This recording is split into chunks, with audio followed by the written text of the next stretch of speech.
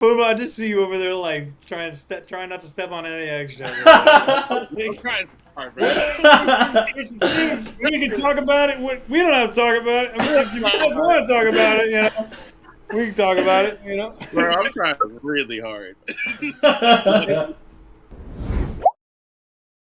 All right, welcome back, everybody, to Talk Dragon to Me.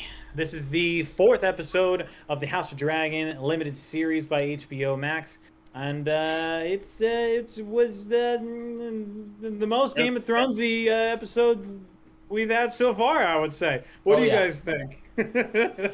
yeah. It was everything I was expecting the show to be, and they're finally tackling it.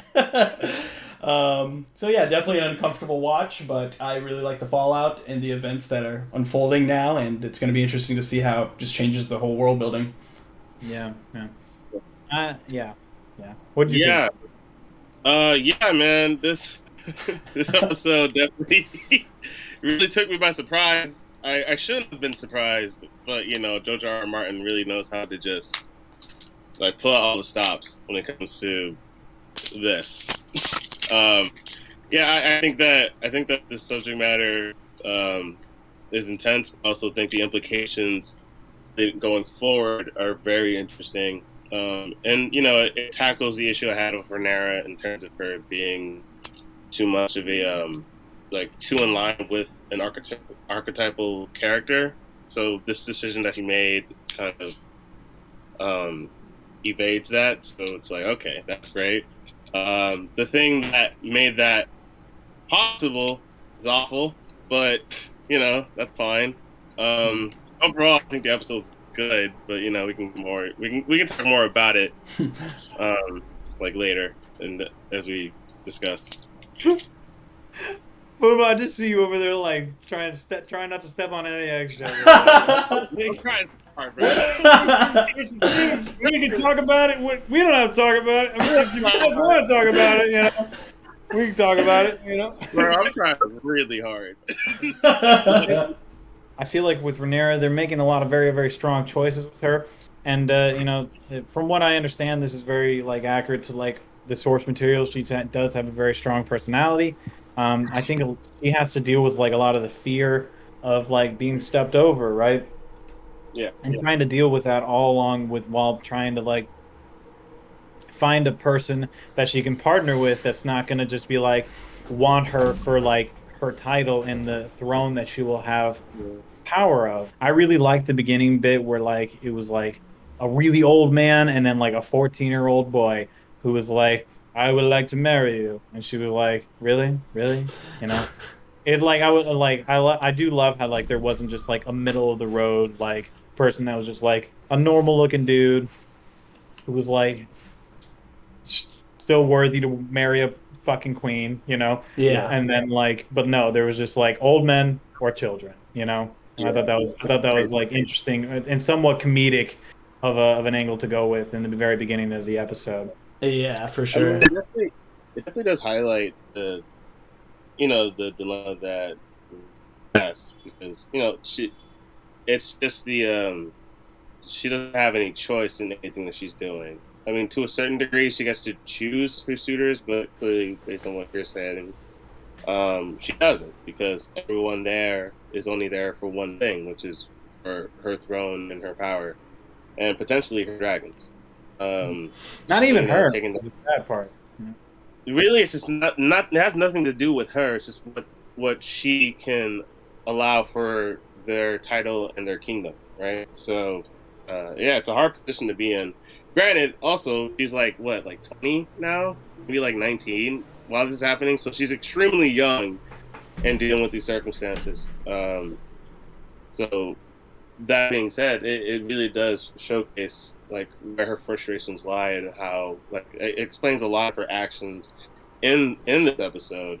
Though like terrible, but they are still very understandable, and I can empathize in terms of what her where she stands. Yeah. That being said, I do. There are some like if I take the greater themes aside from the fact that like a queen has to be like so and so and so on and so forth in order to qualify as a queen. A lot of the actions here are really funny to think about when it's like, you know, if you want to keep your candidacy, you really should just chill the fuck out, maybe. And I think that that also plays into Rhaenyra's character of like understanding what the roles are, but still acting up and not playing the role, which is what her dad always wants, or what he's always advocating for. Of like, I just need you to do what we're supposed to do. And her response is always, I am. Yeah. Like, I understand. Yeah. And then it's always, well, you're not doing it, though. Like, Yeah. that seems to be the fourth. And I always just thought that was, it's very true of, like, yeah, that's what it's like to raise a child, I guess, you know? Of like, even though they, yeah, even though you understand, you really don't. And speaks to the naivety of Daenerys. But overall, I do like her in this episode. I think that it flushes her out more in terms of where she stands. Like, I agree with you. Like, the whole dynamic that she feels like trapped within this kind of realm and everything. And by having her like uncle come back, who already was like a bad influence on her, right? Having her uncle come back, also low key almost like kill her when with his entrance, right, with the dragon, you know. I thought that was really interesting and stuff like that. And showboating. Like, yeah, a little bit, you know, like, and then like that's very Damien and everything like that, and his entrance was great, but like when he's like gives her the secret passageway and she's there, you think at least I feel like I felt like, okay, I understand that, like, why she wants to go. She feels trapped. She feels like she can't leave, and that leads me to kind of like one of the more interesting sequences, which was like the sex scene where like they're in the brothel and you have Rhaenyra and Damien and then Viserys and the Queen Regent, who are just like everybody's like getting hot and heavy. And that's one thing that Game of Thrones just seems to like to do, which is like to have people like make it all cringy when you're watching these kind of like passionate or like intimate scenes, you know? So like you have this scene and like you really feel for like both the women in this episode, right? And you almost empathize with the queen, because while Rhaenyra can like go out and she can go to these places, she can go to Flea Bottom, you know, with Damien, she can go to these brothels, she can go to like quote unquote whorehouses, as they say in the show.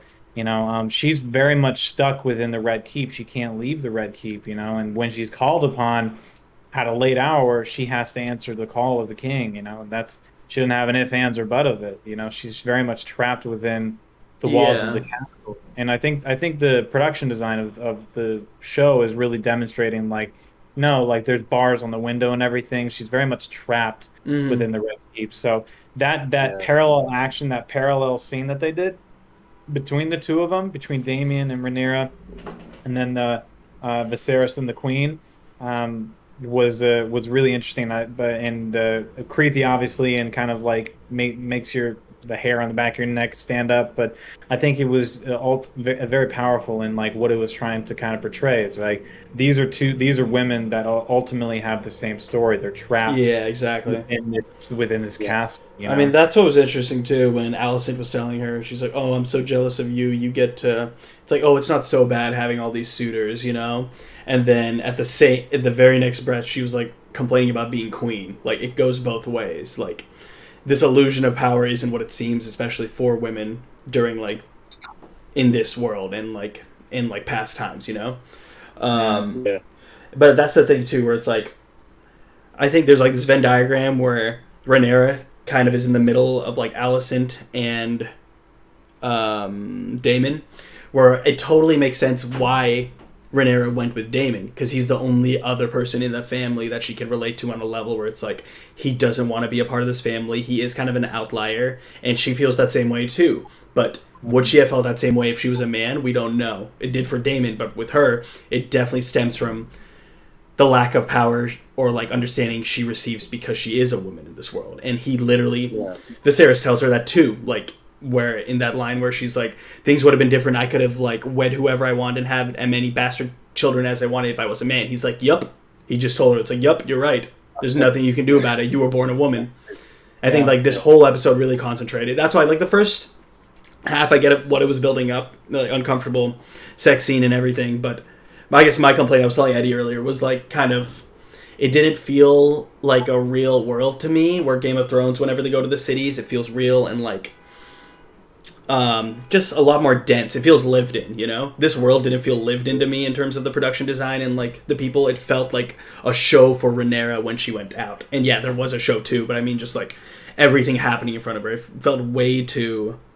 cinematic's not the right word, but it felt way too, like, maximalist, I guess, in a way, instead of just feeling like a naturalist, like world. Yeah. Like, Game of Thrones is maximalist too, don't get me wrong, when it gets to, like, the action and everything, but, like, when it comes down to, like, the world building...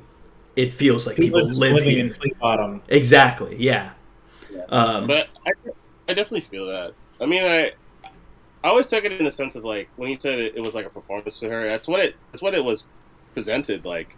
All the seedy nature and the struggle. Like realistically, there's a bunch of people struggling and not being okay, not happening. But like Rhaenyra is looking at this and smiling, like, "Whoa, this is so crazy, so chaotic," and it's like, yo, people are like.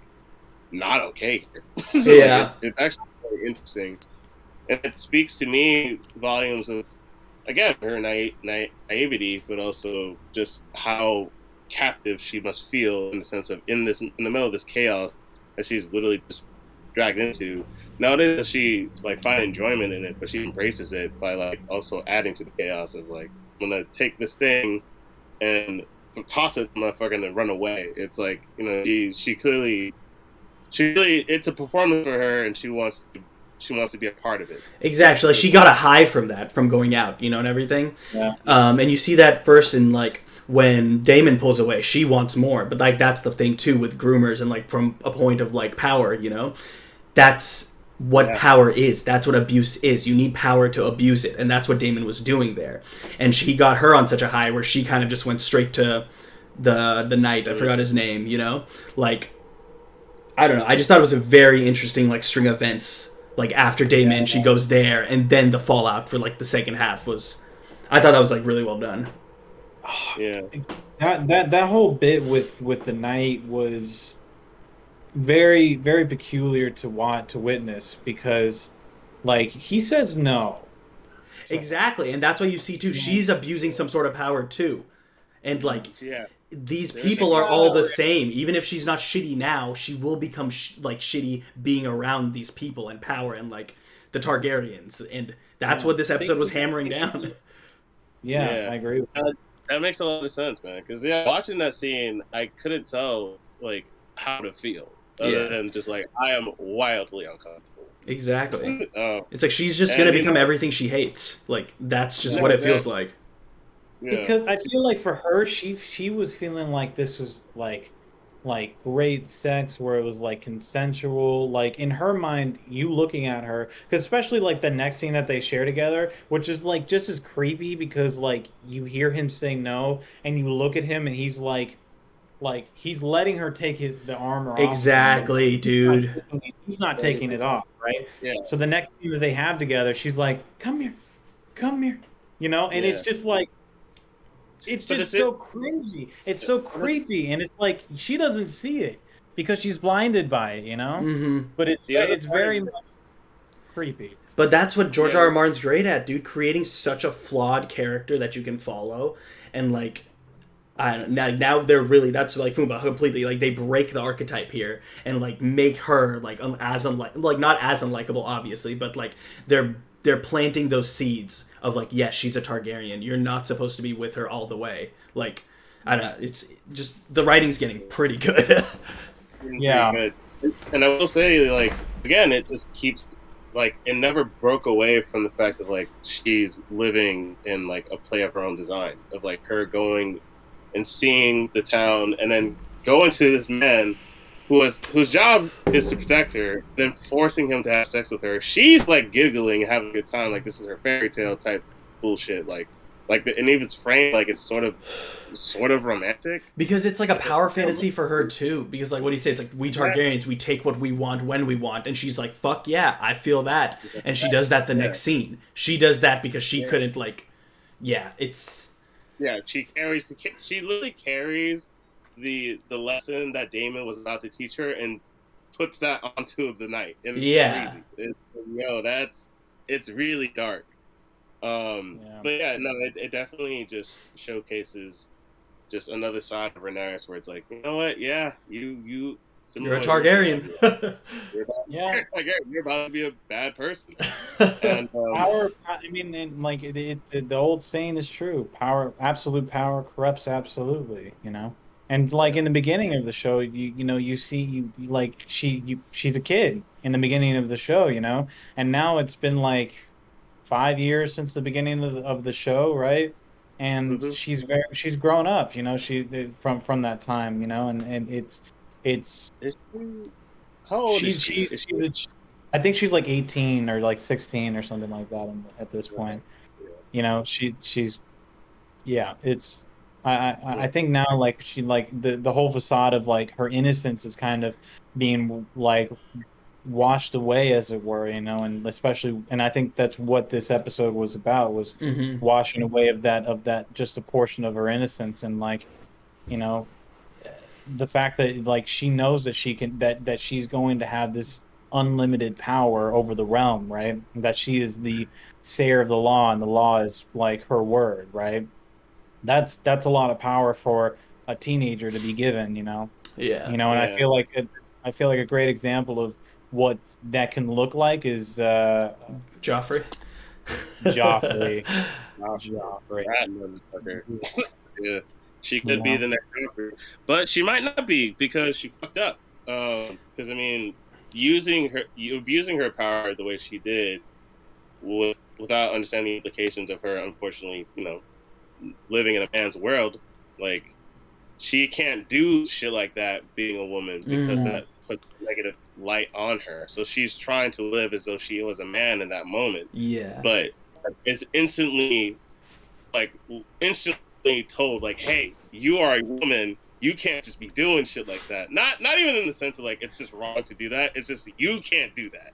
Like, Hmm. yeah. and Yeah, that exactly. being away instantly of like, yo, like, and that's what Viserys and the Queen try to vocalize to her of like, it's just, it sucks, but you're a woman and you don't have the right or the ability to do what you want to the same capacity a man could. A man could take and do whatever he wants. Like Damien can do that, but simultaneously though, I also think it's really interesting how, like with Viserys, like how blunt he got at this, like some of what you said, Abhi, where he was straight up like, "You look, you are unfortunately born a woman.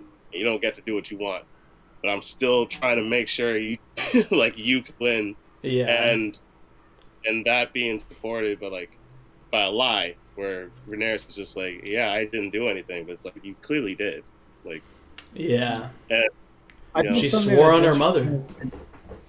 yeah, Yo, with that Yeah. bit, I was like, Yeah, like she was pushing it.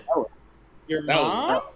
Like it's So like, yeah, showing swear like on your her she's breaking down her own morals. And I think it's interesting too because I love a good unlikable protagonist as long as it's like nuanced and like doing it right, but that's the thing with Joffrey, like you never saw his innocence fade away. He was always like a piece of shit, And that's why this could be just so more tragic, like seeing like this like from the first couple episodes, like seeing this like innocent kid become this terrible person through the show. Like that's just tragic and that's something I think George R. R. Martin does well, though, and I'm excited to see it as shitty as it is. But it'll just make for good television. I definitely think be a what's spectacle. interesting. I think what's going to be interesting with this is that they're bringing up like the whole perspective of like what it is to be a woman in this time period, right? If you like have sex and you produce a child that went like out of wedlock, right? And that child immediately becomes a bastard, right? So I don't know, like, and obviously the episode ends with the two of them not being or like the maester coming in and being like, here, drink this. This will plan B your baby out of your body. You know what I mean? Uh, well, what I do think is going to be interesting is the possibility of like what like will happen to like in the future when she does have children, right? When like her honor, as it were, has already been compromised or even rumored to be compromised by her uncle. Hmm.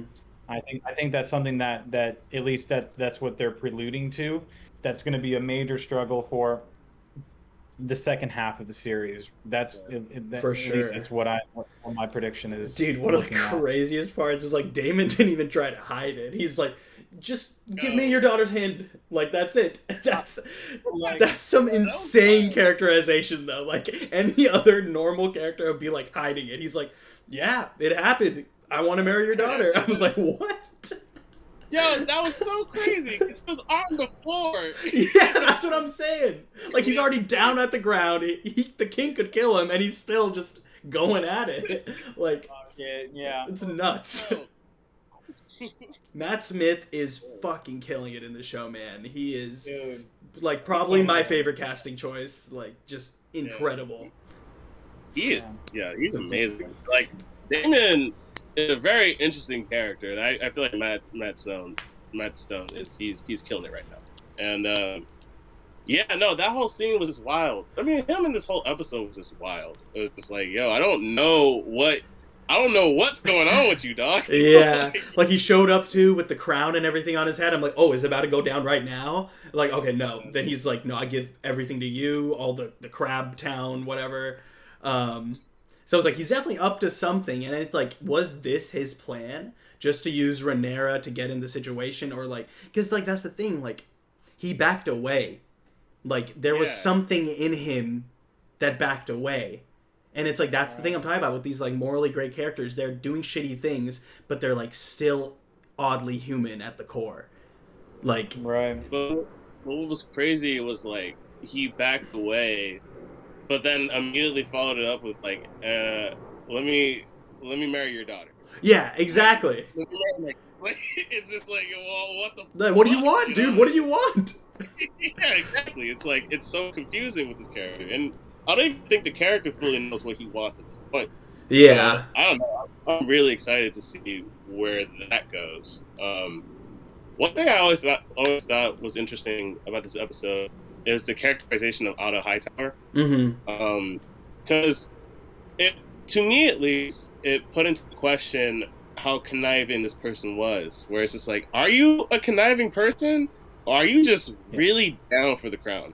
Like, did you actually like? Are you trying to usurp the crown and insert your family to be the next king, or did you just really want to look out for the king in his time of need and give up your daughter for that? Both of them are fucking awful. But like, I don't know. To me, it put into question his motivation of like, is he really? Like, and I feel like that's 100%. Yeah, I think it's like supposed to be purposeful in the sense it's like that's what I thought too, because reporting that the king's uncle and daughter are like in cahoots is a normal thing to report about for the hand, you know? Yeah, it's like with whatever he did with Alicent, like that's fucking shady, like putting her young daughter in that position, you know, but as the hand, I don't know, like he's not any better or worse than anyone else in the show, you know?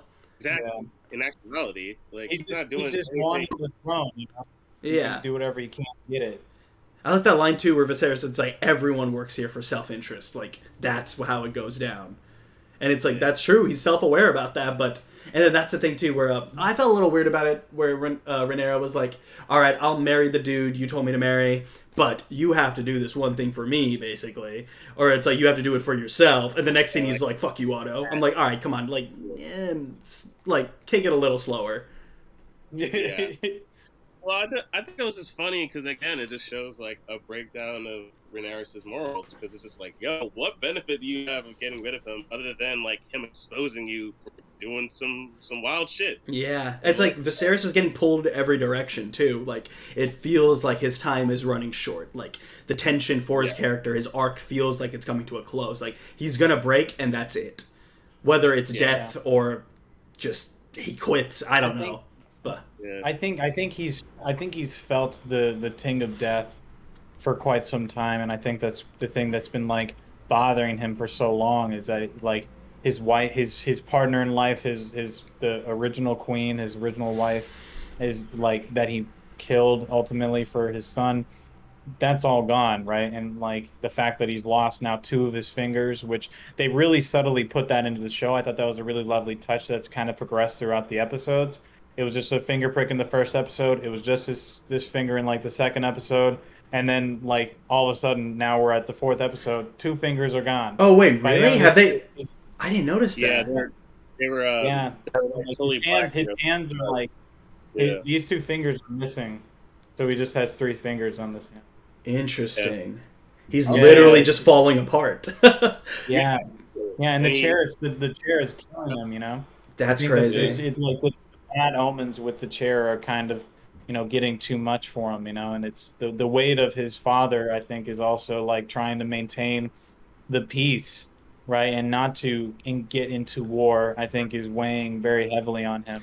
Yeah. And I think because of his indecisiveness and his inability to actually like get out of his head and just do what's best for the realm, not best for his wife or best for his daughter or best for Otto Hightower, but just Mhm. what's best for the realm that's getting in the way of him, like, living, you know what I mean? Yeah, I love how Like- it doesn't glamorize power, and that's one of my favorite parts of Game of Thrones. Like, it doesn't glamorize power, the monarchy, like any of this. It's like I was like, This- shit sucks. it man. does. Yeah, it looks awful. It does not look funny. exactly. I Bro, appreciate- that chair looks super uncomfortable. Yeah, Can I'm we not get trying to some, sit on that. pillows, some blankets, like. I've been saying since like first season of Game of Thrones. I'm like, this chair looks shaky, Yeah, dude. dude. Just sound be like, ow. Something just poked me. It has it. Yeah, ooh, it is. Dude, and all like the spikes around the throne too. I'm like, bro could literally kill Damon just by pushing him right now. Bro, tripping hazard to the fucking max, man. Oh my god. That would be hilarious. And roll credits. Yeah. That's Game of Thrones House of Dragon, everybody. The most realistic story yet. Oh man, but yeah, Yo, overall, what do you get? Yeah, go ahead. yeah, no, overall, like, great episode in terms of like what they're building up. I think this really is the midpoint for the rest of it because it's 4 years later. Like, Damon's back, everyone's different. Even he's changed too. Like, he doesn't seem as sporadic in his actions, and I think that's what they were showing too. Like, I don't think the Damon 4 years ago would have pulled away, but I think now, with everything he's going through, like, he's changing in a different way, and so is Rhaenyra, and so is Viserys, and I think this is the midpoint to see like the rest of the show. Yeah, I'm excited for to hop off to the second half. I'm pretty sure we're gonna get one episode left. I think this is gonna be the midpoint of the series where some shit is gonna go down. I don't know if you guys have watched the trailer for the next episode for the series, but No, I haven't. I'm pretty sure that this is going to be the last episode of this particular time gap, and then we're going to bounce forward with some time in the next 5 episodes. Oh yeah, A different Well, time it period. makes sense, yeah. There's gonna be a time skip, right? I guess that makes sense too. Yeah. Yeah, because this is kind of inciting like one more big event that's going to happen before the time jump. Because I know too, like they have a different actress for Rhaenyra. Yeah. But yeah, I'm Yeah, excited to see and- how that plays and- out. Yeah. Yeah. No, yeah. Yeah. So far, this is definitely. I really like this episode. For how uncomfortable it made me, the greater themes and the just what they're trying to portray in the episode was very very much the most nuanced and interesting of the show so far. So I really enjoyed that. I really like where the characters are going. And yeah, I'm curious to see how the next episode is going to lead into the time skip. Mhm. I feel like whatever happens here, it's. I feel like if I can make a prediction, it's going to end with Viserys dying. Like Viserys is going to Yeah. die somehow. I think that has to be the event that changes like everything. Yeah, Yeah. absolutely. Yeah. However that happens, we don't know. But I'm curious to see. But yeah, I really like this episode. I thought it was really good. Yeah. Also, definitely the least action-packed episode yet, but Yeah. I really like that it was taking its time to just like build like what this show really is at its core, because I don't think it found that yet until this episode. Yeah, Yeah. agreed. But I mean, like on that same token, I feel like one of the things that made Game of Thrones, especially in the later seasons, kind of lose its way was the fact that they were so focused on like the big spectacle action pieces, right? And you can't deny that the Battle of the Bastards is cinematic. Oh, it's some of my favorite Right? episodes too, but it has to mean something when we get You there. have to build to it. You have to build to it, right? And like I feel like this is like the bread and butter truly of Game of Thrones is really episodes like this, where it's Mm-hmm. not a bunch of violence, where it's still some crazy shit that's going on the screen, but it's not necessarily like the blood, the gore, the action of like 100%. a battle scene, you know. And that's probably like why it's like as good as it was. It feels as closely reminiscent to the original ones, up at least so far of the original, out of this series as a whole. Yeah. For It's sure, But less yeah. about overall, what would you guys rate this out of 5 for this episode? Like a 3.5. I still wish the world building Yeah, was a little better in the first half. Production wise, I guess, just I wish it felt more lived in. That's my main complaint, but I really do love the second half of the episode because of just yeah. how they're dealing with the everything. But yeah, like 3.5 out of 5. Sweet, Fumbah. yeah. I think I'll give it like a 4. Like the first half, similar to Abhi. I think like the pacing was a little slow, and like going into the town, even though I understand it was a little like jarring at times. Like it felt a bit staged, but yeah, I just really love the implications of what transpired and how they're handling it, and more so it's more so as well as like the excitement for what's gonna happen following. Yeah, So yeah, overall, I'll give it like a 4. I think it's a good episode. Yeah, dude. I think I'd give it about the same as well. 4, probably 4, 3.5 around there. Um, yeah, overall, I thought it was a really good episode. Really compelling, and what I really liked about it is that it made the two female characters of this Rhaenyra and the Queen. God, I forgot her name again. Sorry. Allison. Um, Allison, Yeah, yeah. Allison. Made them actually seem like, because at first in the previous episode it was very surface level, like, I don't like you. You're my mom now. Yeah, It was very very surface level, and I really like the fact that they not only did they like have a moment of like where they could be within on the same ground with each other, but also like us as an audience got to experience like, no, these are two women with very very similar stories, exactly. and even though they are most likely going to be on the opposite ends of the opinions or the battlefield, ultimately of what this is building to, ultimately it's a story of two women who were trapped in a system that they, even though they were had all this power, couldn't do very much with it to change the system, to break the Yeah. wheel, as Daenerys Targaryen ultimately says and does, or fails to do in the original series. Ew. But she says it. She says she tries. She tries really Nothing hard. else. She do be trying. You know what I mean? But Nothing else. anyways, guys, this is a solid episode of Talk Dragon to Me. If you guys like this episode, please feel share a like, subscribe, all the stuff over there, and we'll talk to you guys later. Bye. Later. Later.